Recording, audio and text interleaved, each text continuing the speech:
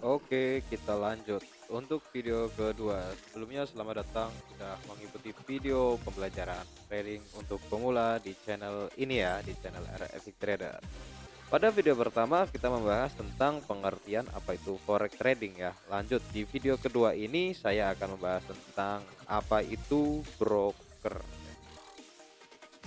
Jadi yang belum belum mengenal ya, mengenal broker itu apa sih ya? Broker itu apa? Apakah trading harus pakai broker? Kalau tidak pakai broker bagaimana? Apakah bisa gitu kan? Nah, broker itu adalah eh, tempat kita ya, tempat kita menukar uang. Tempat kita menukar uang ini bisa disebut dengan tempat deposit ya, dan menarik otomatis ya, dan menarik uang. Jadi ini namanya withdraw ya. Tetapi ya 9 dari 10 trader itu kebanyakan loss ya. Mereka tidak profit. Kenapa seperti itu? Karena mereka tidak menggunakan teknik investasi leher ke atas. Mereka hanya tahu trading di awal, langsung mereka bertransaksi ya dengan teknik-teknik yang mengutamakan feeling ya. Jadi tekniknya menggunakan feeling. Ah, ini kira-kira mau naik, mereka buy, kira-kira mau turun, mereka sell. Sebenarnya di dalam market banyak sekali area-area yang seharusnya kita ketahui ya. Di situ untuk menaruh entry kita atau menaruh order kita. Jangan lupa selalu menggunakan stop loss ya, ataupun take profit. Kalau tidak bisa menggunakan stop loss, bisa menggunakan cut loss. Itu akan saya bahas di video selanjutnya. Yang pertama kali ini kita akan belajar broker itu apa dan bagaimana sih broker bekerja. Lalu apa keuntungannya untuk kita? Seperti itu ya. Broker yang pertama adalah tempat kita menukar uang dan menarik uang. Gampangnya gitu. Ini cara gampangnya saja. Lalu broker itu memberikan apa? Memberikan keuntungan ya. Memberikan benefit untuk trader ya. Benefit adalah keuntungan untuk trader. Berarti antara broker satu dengan broker lainnya itu berbeda keuntungannya ya. Antara broker satu dengan broker yang lain itu memiliki keuntungan-keuntungan yang berbeda. Jadi broker itu ada berapa? Broker ada banyak ya. Broker ada banyak.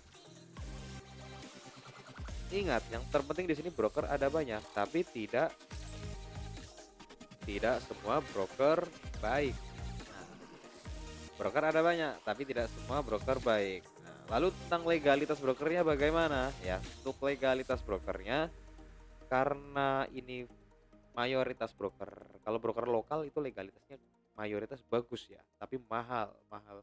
Ada swap ya, ada spreadnya juga ya. Nanti saya jelaskan. Lalu ketika kita memilih broker itu yang penting apa sih? Nah, ketahui hal-hal ini ya. Yang pertama adalah spread ya. Spread ya atau selisih selisih harga. Nah, karena kita trading itu yang kita ambil adalah tentang selisih harga. Jadi di sini ada spread ya. Spread itu yang terpenting. Jadi kita harus tanya ke brokernya ya, tanya ke itu ya, di bagian chat nanti ada ya. Kita tanya ke brokernya, ke customer service-nya ya, tanya spreadnya berapa nih gitu ya. Lalu broker juga menawarkan berbagai leverage ya. Ini leverage ini seperti pedang bermata dua ya. Kenapa pedang bermata dua ya?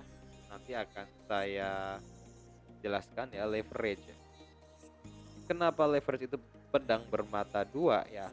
Karena seperti ini, leverage itu ada yang besar dan ada yang kecil. Nah, semakin besar leverage ya, otomatis kita bisa melakukan transaksi semakin banyak dengan modal kecil.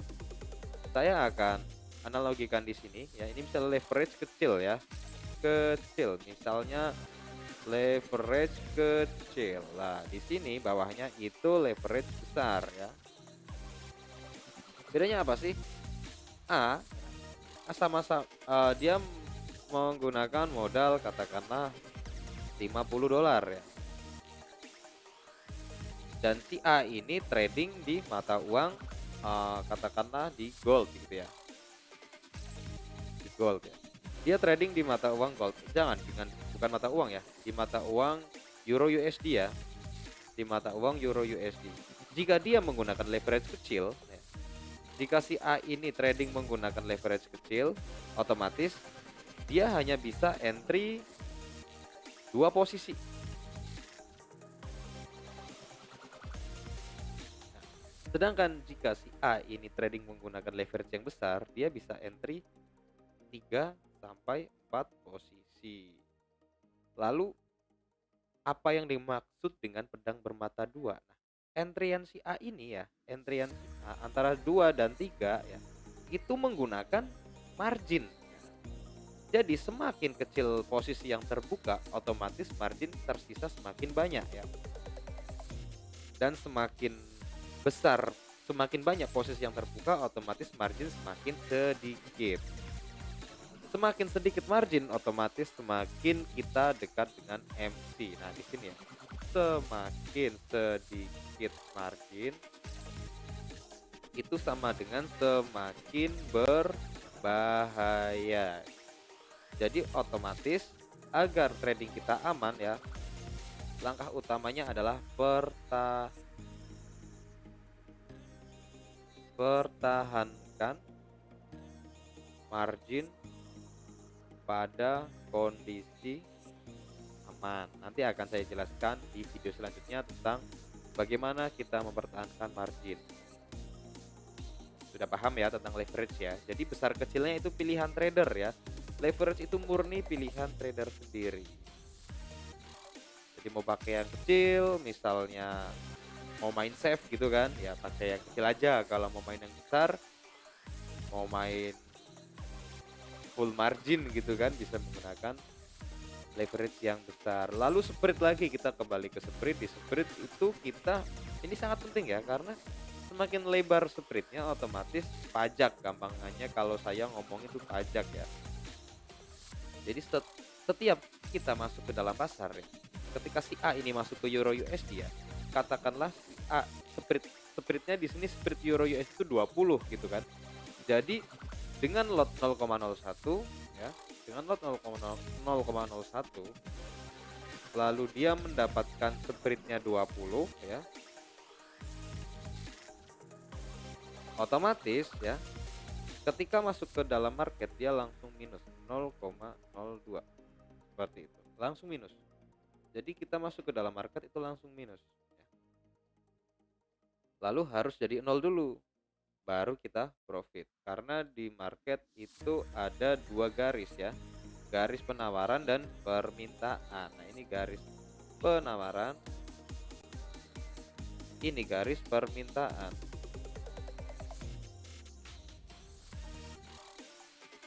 Jadi kalau kita mau sell ya, kalau kita mau sell kita dapatnya di harga penawaran, kalau kita mau buy kita di harga permintaan, seperti itu. Atau kebalik ya, jangan-jangan ya. Pokoknya ada 2 garis ya. Nanti dipelajari sendiri di MetaTrader juga ada ya. Mana garis penawaran dan mana garis permintaan. Warnanya pun juga berbeda nanti saya lupa masalahnya, ini sangat basic sekali gitu kan. Setelah kita mengetahui broker itu tempatnya trader ya untuk deposit dan withdraw, kita sudah tahu yang terpenting adalah spreadnya ya, leverage tak jadi masalah ya, itu tergantung kita sendiri, kita pengennya yang mana nih gitu kan. Selanjutnya dari broker ya, ada fasilitas lain ya, ini agak penting menurut saya ya, ini masalah swap ya, atau biaya inap ya. biaya mengi Biaya menginap ya, ibaratnya hotel gitu. Jadi kalau orderan kita tuh menginap sampai 1 hari ya, otomatis akan ada biayanya. Nah, biasanya ada beberapa broker yang tidak memiliki swap ya, memiliki swapnya ya, jadi gratis. Ada beberapa broker yang gratis ya, atau free swap ya. Swap ya, bukan sweep ya. Kalau swap itu yang kemarin viral ya. Jadi kita cari yang free swap saja, karena apa? Karena jika order kita menginap ya, itu gratis, tidak perlu bayar. Misal swabnya per hari itu $1 ya, kita orderan kita itu di market bertahan selama 1 bulan ya, udah berapa dolar itu, maksimal misalnya $15 swabnya ya. Jadi kita sudah minus $15, belum lagi kalau kita masih loss ya.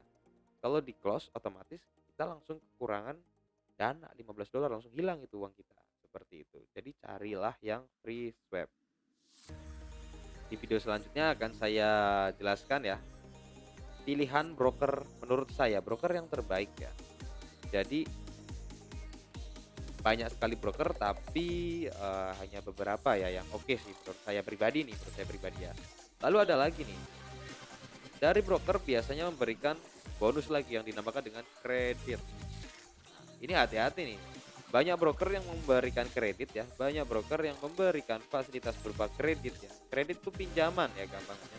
Tetapi kredit itu tidak bisa untuk menguatkan margin ya. Kreditnya kredit tipu-tipu ya, tidak berpengaruh pada margin. Jadi seolah-olah kita mendapatkan kredit ya, kredit itu berupa mata uang ya. Jadi misalnya mata uang kita dolar ya otomatis kita dapatnya dolar, gitu kan. Kredit berupa mata uang. Jadi misalnya kita deposit $1.000 nih ya, dapat kredit $500. Jadi equity kita itu $1.500 kan seperti itu. Tetapi ada beberapa broker yang kredit itu tuh hanya sebagai tulisan ya, hanya berfungsi sebagai tulisan di MetaTrader, tidak berguna, tidak memperkuat margin gitu. Tipu-tipu ya. Jadi nanti akan saya jelaskan ya broker pilihan saya dengan kredit yang oke, swapnya oke, leverage-nya oke, spread-nya juga oke ya. Lalu ada juga broker yang memberikan benefit kepada tradernya dengan istilah itu poin ya. Poin. Jadi poin poin itu hitungan dari transaksi ya. Dihitung dari jumlah transaksi berdasarkan lot. Nah, dihitung dari jumlah transaksi berdasarkan lot. Ada broker yang seperti ini. Lalu poinnya bisa dicairkan atau tidak? Bisa pastinya, namanya juga poin. Bisa dicairkan jadi kredit, bisa dicairkan menjadi balance seperti itu. Semoga edukasi kali ini bermanfaat ya. Bermanfaat untuk kita semua dan jangan lupa like dan subscribe channel ini agar trader Indonesia semakin maju dan bisa menjadi trader for living. Thank you.